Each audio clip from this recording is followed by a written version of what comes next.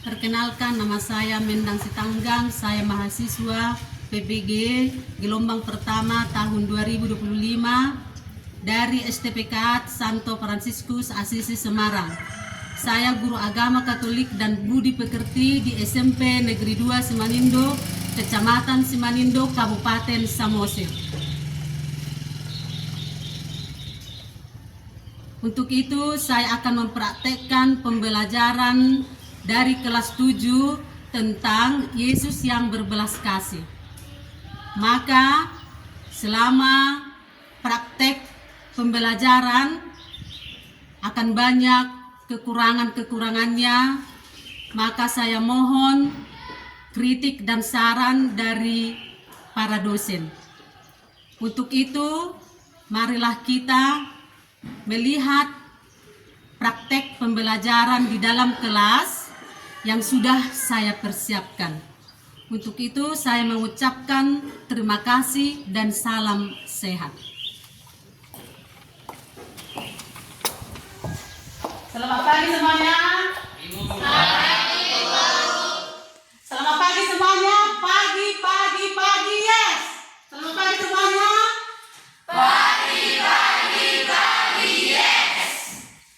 Ya. Sekarang Ibu mencek kehadirannya. Semua hadir? Hadir, Bu. Iya, karena Ibu juga menghitung anak-anak Ibu, tidak ada yang absen. Ya, terima kasih. Ibu sangat senang. Terus, Ibu lagi mencek kehadiran anak-anak Ibu ke gereja. Siapa yang ke gereja? Tunjuk tangan. Siapa yang tidak ke gereja? Oh, luar biasa. Anak-anak Ibu nanti semuanya akan menjadi anak-anak yang sukses. Ada yang pejabat, ada yang pastor, ada yang suster, ada nanti yang pendeta. Nah, mudah-mudahan nanti ya anak-anak Ibu semuanya diberkati oleh Tuhan Yesus. Nah, sebelum Ibu menyampaikan materi kita nanti, terlebih dahulu kita bernyanyi dan berdoa. Siapa yang bersedia? Siapa yang bersedia? Anak-anak Ibu, tunjuk tangan dulu. Iya, silakan.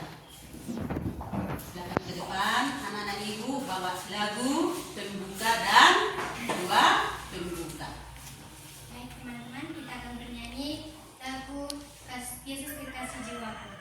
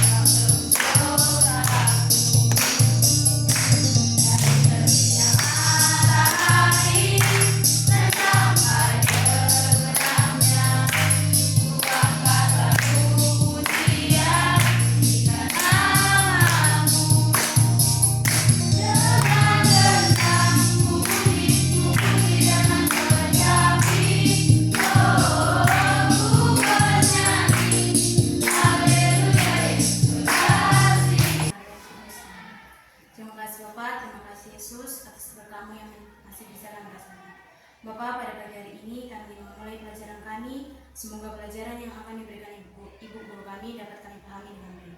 Bapak, berkatilah orang tua kami, guru-guru kami, serta sanak saudara kami dimanapun mereka berada. Ampunilah dosa kami Bapak, agar kami layak disebut sebagai anak.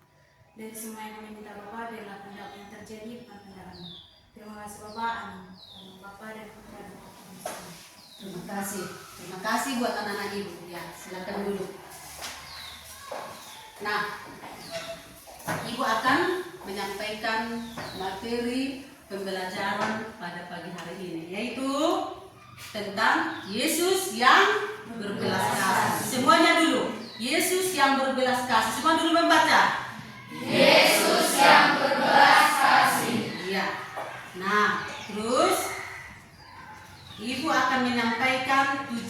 pembelajaran tentang Yesus yang berbelas kasih. Tujuan dari situ ada 3. Yang pertama adalah menjelaskan makna belas kasih yang Yesus ajarkan. Itulah tadi tujuan yang pertama. Yang kedua, mengidentifikasi contoh-contoh penerapan nilai belas kasih dalam kehidupan sehari-hari. Tujuan yang ketiga, menjelaskan pentingnya belas kasih dalam kehidupan bermasyarakat. Itulah tadi tujuan pembelajaran dari materi kita ya, Yesus yang berbelas kasih. Nah, terus ada pertanyaan pemantiknya. Ada 3 poin. Yaitu yang pertama, apa yang dimaksud dengan belas kasih? Yang kedua, mengapa Yesus mengajarkan tentang belas kasih? Yang ketiga, baca dulu semua. Berikan contoh penerapan nilai belas kasih dalam kehidupan sehari-hari. Oke, mantap. Terima kasih. Nah, sebelum Ibu menyambut tujuan yang tadi, terlebih dahulu kita akan melihat video sebentar ya. Kita lihat dulu video sebentar ya. Biar tahu nanti anak-anak Ibu bagaimana arti belas kasih. Oke? Oke, Kita lihat dulu.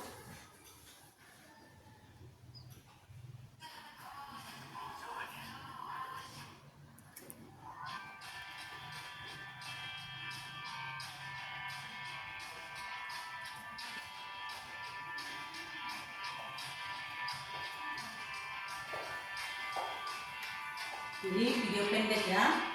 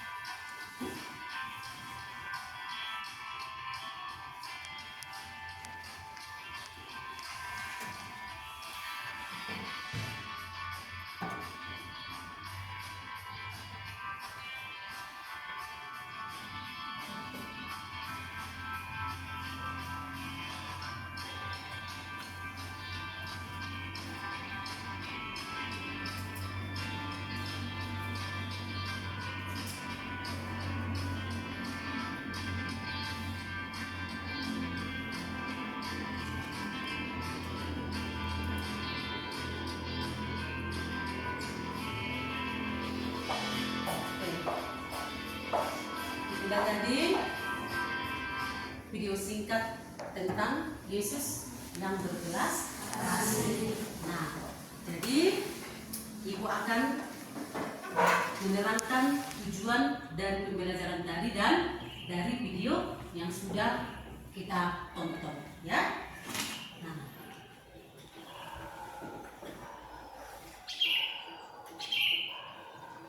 oke, sekarang kalian perhatikan, ya, jangan dulu apa dulu.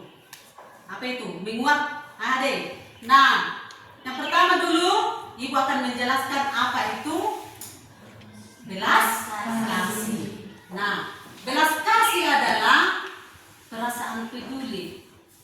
Adanya perasaan peduli dan iba. Ya, terus merasa sedih dan duka terhadap penderitaan orang lain. Nah, yang disebabkan oleh bermacam-macam situasi. Misalnya, yang pertama itu penderitaan karena lemah perekonomian. Tahu itu lemah perekonomiannya? Pas-pasan lah. Udah, pas-pasan maksudnya itu juga termasuk itu penderitaan. Terus siksaan batin oleh orang-orang tertentu, misalnya tertekan, ya, ditekan itu. Terus ditinggalkan oleh orang yang kita cintai, misalnya orang tua, saudara-saudara kita, itu misalnya, ya, itu termasuk itu bentuk penderitaan dan dikucilkan oleh masyarakat. Seperti dalam kitab suci, orang-orang apa yang dikucilkan oleh masyarakat itu? Yang penyakit apa itu, Nek? Iya, penyakit kusta dijauhkan dari tengah-tengah masyarakat. Itu juga termasuk itu bentuk penderitaan. Nah, terus penyakit yang dijauhi oleh orang-orang itu dari apa itu termasuk itu penyakit kusta, penyakit kulit, ada banyak lagi itu, ya. Terus adanya duka di tengah-tengah keluarga. Itulah tadi arti belas kasih. Yang kedua, dengan situasi seperti ini, dengan situasi seperti yang tadi, adanya rasa iba, adanya rasa sedih, datanglah kepedulian kita. Itu maksudnya adalah rasa peduli. Rasa kepedulian itu maksudnya kita ikut merasakan penderitaannya. Sudah tahu, sudah paham sampai di situ? Nah, biar tahu intinya, berarti apa itu arti belas kasih. Nah, peduli pada sesama atau terutama terletak pada besar kecilnya bantuan. Dan nekolenongmu bukan harus dikasih uang itu banyak. Itu maksudnya, ya. Yang penting adalah adanya sikap kepedulian, adanya sikap bela rasa. Itulah tadi pengertian arti dari belas kasih. Tujuan pembelajaran itu yang pertama sudah terjawab. Sudah kan? Sudah kan? Oke. Terima kasih untuk anak-anak Ibu yang sudah memperhatikannya. Nah, tadi ada dari pertanyaan pemantiknya, apa itu makna belas kasih? Nah, yang pertama, mengangkat semangat hidup orang yang menderita, yang bermacam-macam situasinya tadi. Semangat dalam artinya mendekatinya, memberikan dorongan-dorongan, nasihat-nasihat, itu ya, seperti itu ya. Nah, terus menggerakkan hati manusia, misalnya itu teman-teman, rekan-rekan, itu maksudnya, ya. Terus menggerakkan hati manusia untuk berbuat baik, yaitu mendorong munculnya sikap solider, maksudnya kesetiakawanan. Nah, mengerti sampai di situ kan? Terhadap sesama. Itu tadi maknanya. Yang ketiga, mempererat relasi antar manusia sebagai makhluk sosial. Adanya hubungan kerjasama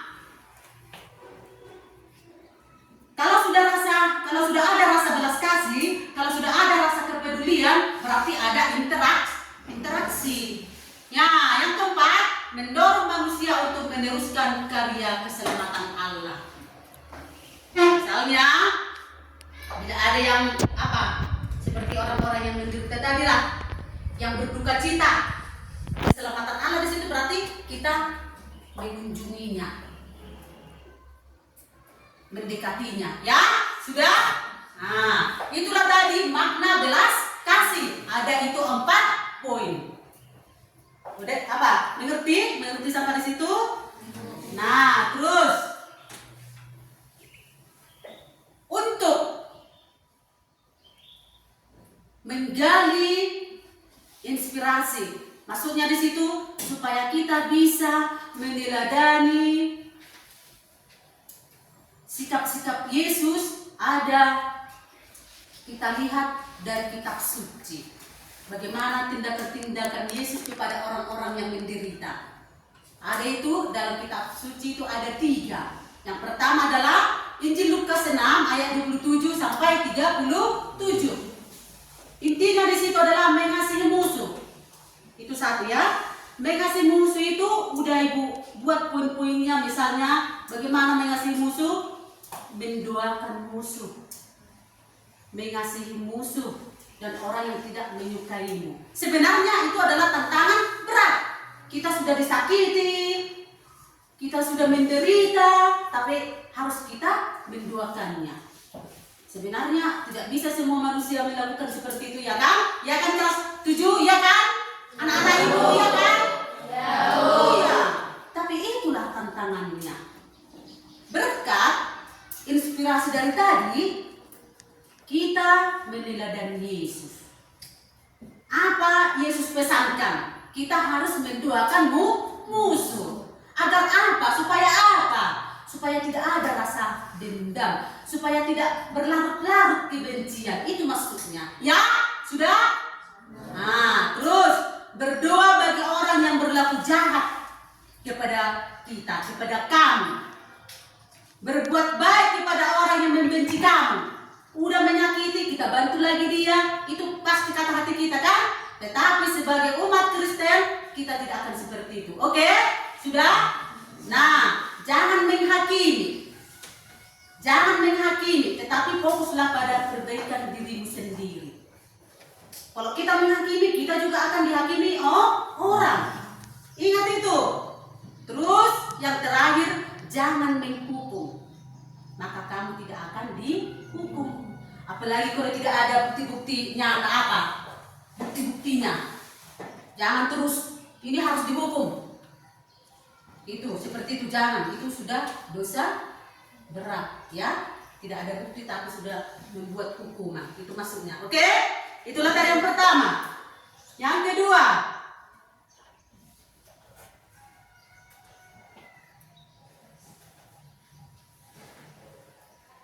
Lukas 7 ayat 11 sampai 17 tentang membangkitkan anak muda di Nain. Apa poin-poinnya di situ? Apa inti-inti pembahasannya? Di situ Yesus rasa belas kasihnya itu terletak di mana? Ingat itu ya, ini. Tergeraklah hatinya oleh belas kasihan. Tergeraklah hatinya. Berarti Yesus di situ tidak ada unsur paksaan.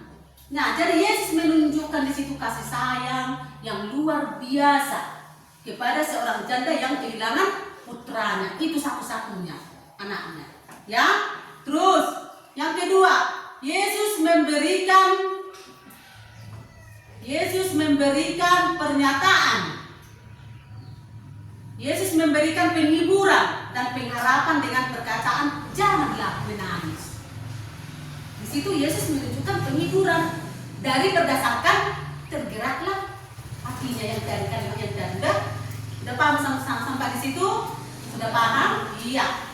Memberikan penghiburan dengan berkata janganlah menangis. Nah, terus Yesus memberikan tindakan nyata. Apa tindakan nyata Yesus? Menyentuh jenazahnya lalu bangkit. Iya. Yang ketiga, memberi makan 4.000 orang. memberi makan 4.000 orang. Inti pembahasannya di situ adalah hatiku tergerak oleh belas kasihan. Tadi tergeraklah hatiku. Nyon, hatiku tergerak oleh belas kasihan. Jadi di situ karena apa? Karena banyak mengikuti Yesus sampai 3 hari. Berkat kasih sayangnya kepada orang yang mengikutinya, Yesus memberikan mujizat dari roti dan ikan. Tidak kan? Dari roti dan ikan. 5 roti dan 2 ikan. Seperti itu. Nah, terus nilai-nilai belas kasih. Nilai-nilai belas kasih Yesus di situ. Yang pertama adalah mau menyapa. Mau menyapa, terpinggirkan, tidak masuk, yang dikucilkan itu maksudnya ya. Terus mau hidup di tengah-tengah mereka yang miskin. Itulah Yesus. Itulah nilai-nilai yang diberikan oleh Yesus kepada kita semua. Nah, terus contoh nilai-nilai belas kasih itu yang harus kami perbuat dalam kehidupan sehari-hari, yaitu ada itu 2, 4, 6, 7. Yang pertama, menolong teman yang kesulitan belajar. Yang kedua, berbagi makanan dengan teman yang tidak membawa bekal. Yang ketiga, mendengarkan teman yang sedang sedih. Terus, sampai tidak membeda-bedakan teman. Itulah tadi contoh penerapan nilai belas kasih dalam kehidupan sehari-hari. Nah, kita masuk kepada diskusi kelompok. Diskusi kelompok. Setelah itu nanti Ibu akan memberikan kesimpulan dulu. Siap nanti diskusi kelompok, terus dikumpul, ya? Sudah? Nah, kesimpulannya berarti di situ adalah Yesus sebagai teladan. Yesus sebagai teladan utama yang menunjukkan kasihnya apa? Kasih dan belas kasih kepada semua orang. Itulah sebagai contoh. Itulah sebagai panutan, yaitu Yesus Kristus. Nah, yang kedua, sebagai murid Yesus, kita sudah termasuk murid-murid Yesus yang sudah dibaptis. Anggota gereja kita adalah semua murid-murid Yesus. Kita harus menilai dirinya, yaitu dengan cara tidak menjauhkan orang-orang yang menderita. Apapun itu, kita bukan hanya mencari popularitas kita, enggak.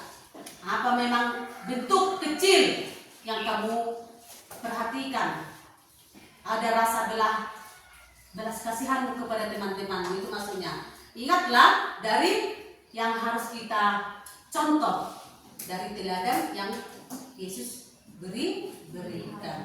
Itulah tadi kesimpulannya. Berarti perlunya belas kasih itu harus kita laksanakan itu di dalam kehidupan kita sehari-hari, bukan hanya di sekolah.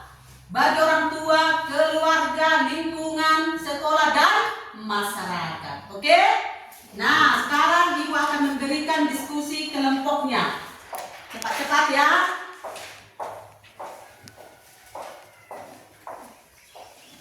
Nah, itu satu kelompok. Langsung diapa di situ? Berbalik ke belakang, langsung buat apanya? Kalian satu kelompok. Nah, kalian satu kelompok.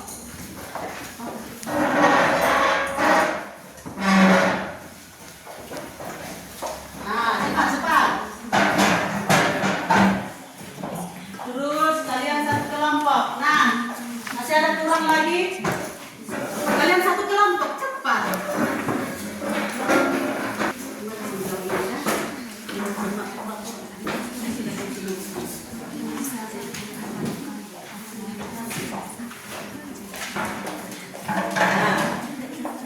Ya, kursimu nakku, kursimu bagus kan?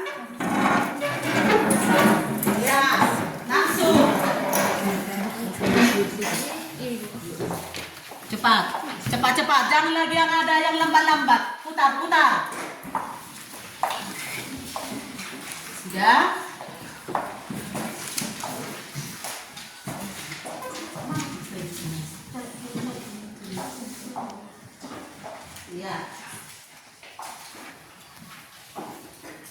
Ada itu yang Pak Soal ibu buat itu. Ya. Ini kelompok ini hanya satu orang yang menulis.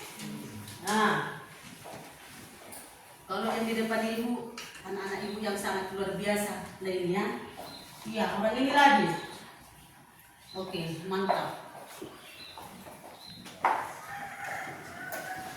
Cepat, ibu buat itu waktunya sedikit loh.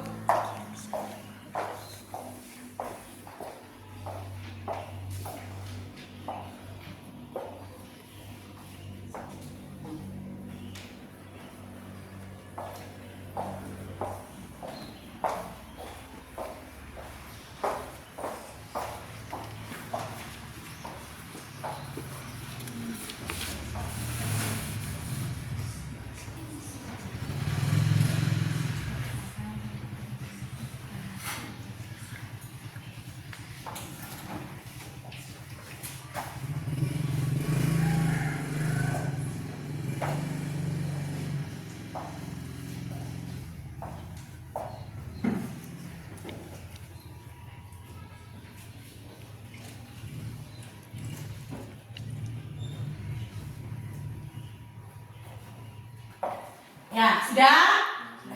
Oke, mari. Mari dikumpulkanlah. Dari ibu nilai nanti. Ada satu orang langsung diajak ke sini. Ya, terus siapa lagi? Kelompok siapa lagi? Kelompok siapa lagi? Lanjut. Ya, terima kasih. Nah, sudah? Yes, belum.